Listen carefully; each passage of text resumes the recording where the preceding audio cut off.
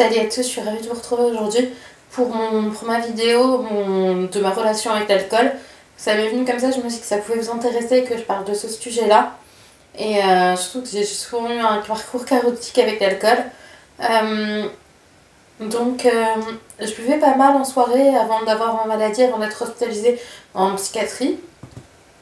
Il y a de ça 20 ans.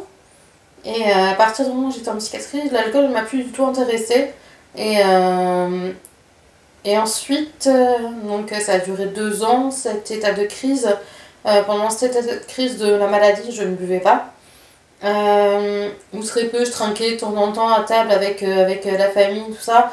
Et voilà, mais juste un verre et c'est tout. Quand l'hôpital psychiatrique où j'étais me donnait des permissions et me disait de ne pas boire un seul verre d'alcool, c'était pas du tout une contrainte pour moi, c'était justement tout à fait logique. Euh, et puis j'ai rencontré, au moment où j'ai commencé à aller mieux, un homme qui avait partie de ma vie pendant 6 ans. Donc au départ on prenait l'apéro, moi je prenais du passoa avec du jus d'ananas, un truc comme ça, voilà. J'en prenais qu'un. Et puis bah ce monsieur-là faisait du foot et à chaque fois je prenais des coca, mais je trouvais que ça ne durait pas assez longtemps. Donc à un moment j'ai essayé de prendre de la bière. Et j'ai vu que la bière ça durait un peu plus longtemps, donc je me suis dit ouais c'est cool. Puis finalement j'ai pris goût à la bière. Donc après, on se faisait des maxi apéros, on se faisait des soirées bière, enfin voilà. Et l'alcool, surtout la bière, est rentré tout doucement comme ça dans ma vie, jusqu'à ce que je ne le contrôle plus.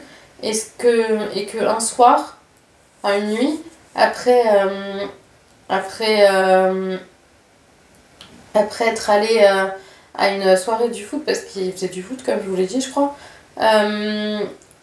c'était la soirée de la fin d'année. J'ai trop bu. J'aime du whisky, donc c'est franchement que ça va plus parce que moi, boire du whisky, ça, je déteste ça. Donc c'est qu'on est sur un niveau où ça va plus. Je me suis retrouvée chez des gens que je ne connaissais pas et j'avais l'impression d'être en train de dormir. Mais pour eux, j'étais en train de leur voler leur télé, oui.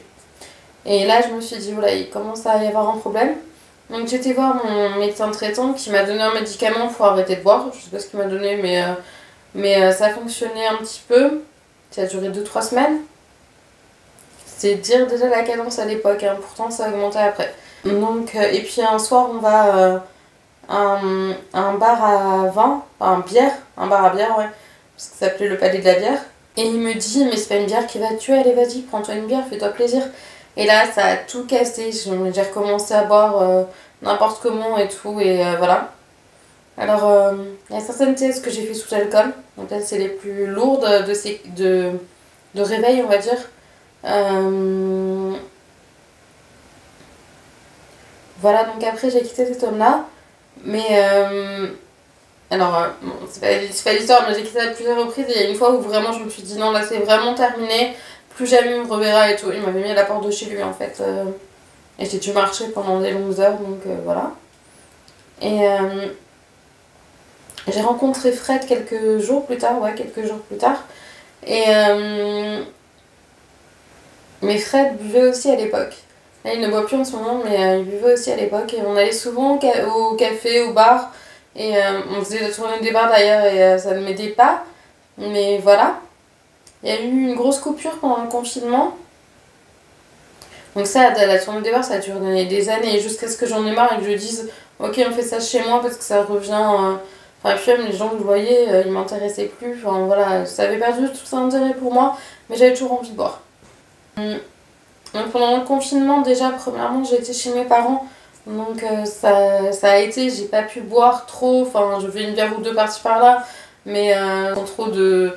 Ça me causait pas de problème, voilà. J'étais pas en manque non plus. Euh, je me souviens d'un infirmier à qui j'avais dit je suis alcoolique. Il m'a dit non, vous avez une tendance alcoolique. Et je crois que c'est ce que j'ai eu tout au long du parcours. Mais bon, j'ai pas fini. Donc, je sors du confinement pour aller chez moi, parce que j'en peux plus d'être chez mes parents, donc là, je vous en ai parlé sur la chaîne, mais... Ah non, Non. Donc, je sors du confinement pour aller chez moi et voir plus Fred, et parce que chez moi, c'était lourd. C'était hyper lourd, et avec la maladie de mon père, vu que mon père avait déjà un cancer à cette époque-là, c'était son premier. Il en a eu deux. Donc là, je revois Fred, je lui fais, et si on faisait un gueuleton ce soir? Parce que c'était nous, les gueuletons, voilà, si on buvait de la bière, on mangeait des gâteaux apéro, et voilà. Et j'étais de la bière jusqu'à un moment de plus pouvoir. Et donc on fait ça. Puis, bah, ça se transforme en j'ai besoin de bière tous les jours, et voilà. Après, j'essaie de passer avec d'Arizona que je trouve chez Action, parce qu'Action avait ouvert aussi pendant le confinement. Et voilà, mais je me rends compte là qu'il y a un réel souci et que enfin, ça faisait déjà un moment que je me disais il y a un souci, mais là je me rends compte vraiment que ouais, il y a un réel souci avec l'alcool, que j'arrive pas à m'en passer. Et, euh, et un an plus tard, peut-être, 1 ou 2 ans plus tard, je fais une demande de. Non, presque 2 ans, ouais. Je fais une demande de cure de désintoxication où j'ai tenu au lieu de 5 semaines, 2 semaines. Parce que le, le lieu n'était pas du tout adapté à ma pathologie en fait.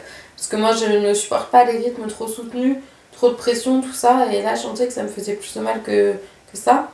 Je suis ressortie, je buvais plus, j'ai pas bu pendant 5 semaines, ça je vous l'avais dit lors de ma vidéo, j'ai recraqué. Donc vous avez été plusieurs à me rejoindre sous cette vidéo là. Et j'ai fait ce parcours là. Mais juste avant, il y a eu la fin de vie de mon père qui a été très compliquée où je finissais toutes les bouteilles qu'il y avait chez mes parents et tout. J'étais vraiment devenue très addict à l'alcool, pas que à la bière, à l'alcool tout court. Dès que je pouvais avoir quelque chose, je le buvais. Voilà. Sauf toujours le whisky. Et, euh, et donc mon père meurt. Et là, je me dis, mais je vais tomber complètement alcoolique quand mon père va mourir. Ce qui était déjà un peu le cas, mais pas au point de boire dès le matin, dès le réveil, tout ça. Enfin voilà, j'ai jamais bu dès le réveil, sauf quand il m'en restait de la veille. Voilà. Sinon, j'ai jamais eu besoin d'alcool dès le réveil, comme ça, juste parce que. Voilà. Et je ne buvais pas tous les jours non plus, hein. Mais une fois tous les 2, 3 jours. Enfin, voilà. Mais pas tous les jours. Et donc, mon père est en fin de vie, on se rend compte qu'on va le perdre. Parce que les données des médecins ne sont pas très bonnes. Et, et là, je commence à boire tout et n'importe quoi. Et quand mon père est parti, bah, finalement, j'ai ressenti comme. Alors, c'est méchant, mais je faisais que pleurer avant que mon père parte. Je faisais que m'inquiéter, que pleurer, que. Voilà, qu'en fait, j'ai fait mon deuil avant mon deuil, en fait. Et du coup, ce que j'ai ressenti quand on est allé aux urgences et que le médecin nous a annoncé. On l'a vu me partir devant nos yeux, mais bon, moi je suis sortie avant déjà de la salle parce que j'ai vu ses yeux qui se trébuchaient. Ça m'a fait peur, je me suis dit non, je peux pas. Même, je suis nulle, j'ai pas accompagné mon père jusqu'à la fin, mais je pouvais pas. Euh, et quand le médecin nous annonce qu'il est mort, je ressens un soulagement comme je me dis, voilà, c'est fait. Et c'est peut-être abusé, mais. Et je mets très longtemps à faire mon deuil. Mais voilà, c'est pas le sujet. Euh, mais pendant ce temps-là, je bois un peu moins. Comme si j'étais soulagée de quelque chose, ouais. Et c'est à partir de ce moment-là que je fais ma cure de désintoxication. Donc déjà avant ma cure, j'avais pas bu pendant 1 semaine, donc j'ai bu 5 semaines sans boire. Alors ceux qui ne comprennent pas les addictions à l'alcool ou l'alcoolisme, pour eux c'est rien du tout 5 semaines sans boire, mais pour un alcoolique ou pour un addict à l'alcool, c'est énorme, 5 semaines sans boire. Euh, et donc après, je reprends les entre guillemets gueuletons avec Fred. Et je me dis, bon bah je vais prendre juste des boissons non alcoolisées. Et là je craque sur une bière. Et puis une bière en apprend une autre et voilà. Et là c'était reparti. J'avais honte, j'en parle à ma mère, elle me dit mais si tu lâches prise plutôt que de tout flageller tout le temps dès que tu bois de l'alcool. Et donc c'est ce que j'ai fait. Et j'ai vachement réduit du coup à partir de ce moment-là. Là je suis à 3 grandes bières par soirée qu'on fait avec Fred. Et des fois je bois même pas de bière d'ailleurs, donc il y a quand même une grande évolution. Mais je sais que ça reste ancré en moi et qu'il faut que je fasse un peu gaffe quoi. Sans trop m'inquiéter, sans trop rentrer dans le jugement, sans trop voilà. Mais il faut que je fasse gaffe parce que je sais qu'à n'importe quel moment ça peut me rattraper. Et, et me refaire du mal.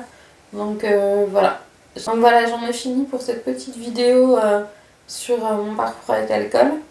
J'ai été un peu bruyante, je suis désolée. J'espère que cette vidéo vous aura quand même plu. Si c'est le cas, n'hésitez pas à liker, à vous abonner. Pourquoi pas partager. Je vous fais des bisous et je vous dis à bientôt pour une prochaine vidéo. Ciao!